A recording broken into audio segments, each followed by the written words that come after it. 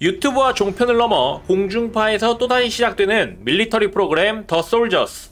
강철 부대가 국내 특수부대들의 항연이었다면 더 솔저스는 해외까지 그 영역을 넓혀 진행을 하게 됩니다. 오늘은 더 솔저스에 나오는 4개의 특수부대들에 대해 알아보도록 하겠습니다. 아직 많은 것이 배에 쌓여있고 계획이 되어 있는지 아닌지는 모르겠지만 밀리터리 국가대표 선발전이라는 문구를 놓고 보았을 때 우리나라에서만 국한되어 진행되는 것이 아닐 수도 있겠다는 생각이 듭니다.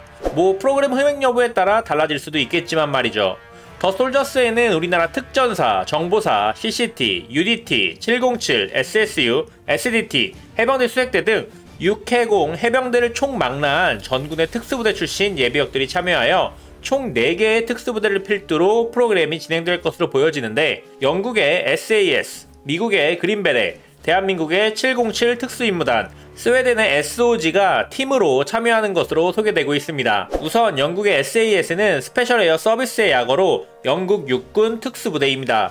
정확히는 영국 육군 예하 특수전 사령부에 속해 있는 22연대를 칭하고 있기에 스스로는 SAS라는 명칭보다는 22연대, 22이라고 부른다고 합니다. 현대적 개념의 최초의 대테러 부대로 알려진 SAS는 1941년 세계 2차 대전 중에 창설되었는데, 북아프리카 전선, 적 후방에서 작전을 하기 위한 목적으로 영국인과 프랑스인 자원자로 구성되었었습니다.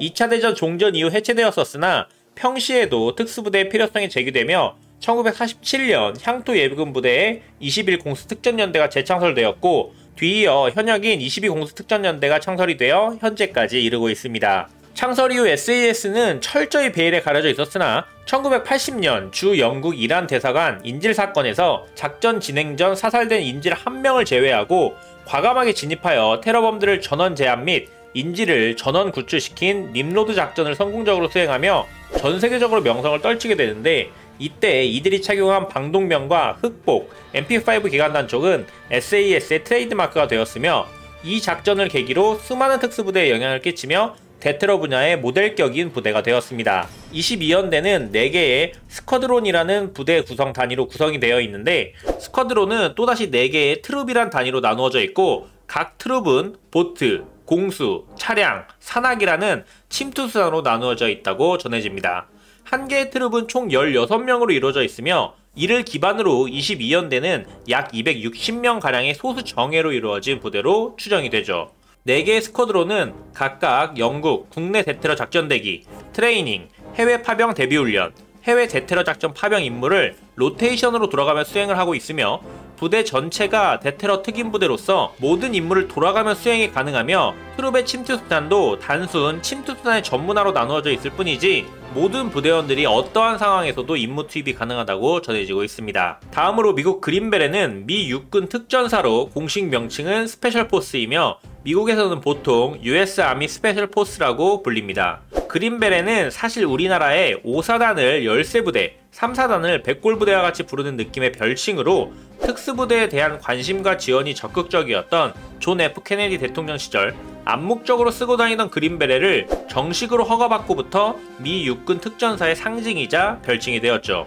미 육군 특전사 그린베레는 1952년 육군 제10특전단으로부터 시작되는데, 세계 2차 대전 당시 특정 작전을 위해 일시적으로 구성되는 특수부대를 상시적으로 적지에서 게릴라전을 펼칠 상설특수부대가 필요하다는 판단하에 여러 특수부대 출신들을 소집하여 창설하였다고 전해집니다.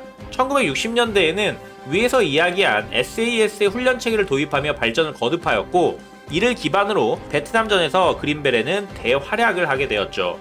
그러나 한때 소속은 육군이나 작전은 CIA와 더 많이 하는 등의 명령 계통의 애매한 위치와 실제로 지휘 체계를 무시하는 행동들로 인해 80% 이상의 전력이 감축되는 침체기를 겪기도 하였죠. 하지만 현재 그린베레는 미 통합특수전사령부에서 가장 큰 규모의 부대로 세계 2차 대전 이후 미국이 관여된 모든 전쟁에 참여하였으며, 네이비실이나 레인저와 같은 특수부대는 단기 타격 임무로 주로 투입이 된다면, 그린베레는 상대적으로 장기간 적 후방에 머무르며 직접 타격 이외에도 게릴라전, 정규전, 비정규전을 총망라한 활동을 임무로 하고 있습니다. 세계 각지에서 전 후방을 망라하고 민간인과의 교류도 빈번하기에 외국어 능력 및 교육 수준이 높고 군 경력이 풍부한 부사관 이상급의 지원자로 구성이 되어 있죠. 최근 들어서는 게릴라전에 치중되었던 기존 성격에서 탈피하여 대테러전에도 비중을 대폭 높이는 추세로 알려져 있습니다. 특히 그린벨에는 우리나라의 특전사의 모티브가 된 부대로서 실제로 혈맹관계인 우리나라의 특전사는 물론 UDT, 해병대 수색대 등 국내의 수많은 특수부대와 교류 및 합동훈련을 하며 한국에 상주하는 분견대가 있다는 사실도 확인되었었죠. 자랑스러운 대한민국의 707 특수임무단은 대한민국 특수전 사령부 예하부대로서 타 여단에서 선발을 통해 인원들을 구성하는데 평시에는 국가급 대테러 부대 임무를, 전시에는 엑스파일이라 불리는 주요 비밀작전 임무가 주어지는 국내 특수부대계의 특수부대로 알려져 있습니다. 707의 탄생 배경은 군사정권 시설로 거슬러 올라가는데 12.12 사태 당시 특수전 사령관을 그 예하 여단장이 부대를 동원해 제압하였었는데 후임 특수정 사령관은 이와 같은 상황이 다시 발생하는 것을 염려하여 일종의 친위대 성격으로 707을 창설하였었습니다. 그러나 정권이 안정화되며 친위대 성격의 임무는 점차 사라지고 기존 대테러 부대였던 606 부대의 임무가 전환되며 1980년대 이후 707 부대가 대테러 임무를 맡게 되었습니다. 이후 대테러 부대로서의 명확한 임무를 갖게 되어 현재까지 이어져 내려오고 있죠. 1980년대까지는 부대의 존재 자체까지도 기밀사항이었으나 이후 단계적으로 존재가 알려지며 현재는 더 솔저스는 물론 여러 예능에 출연하며 대중화되었지만 현역들의 신상이나 실질적인 훈련 등은 아직도 기밀사항이 매우 많은 부대입니다.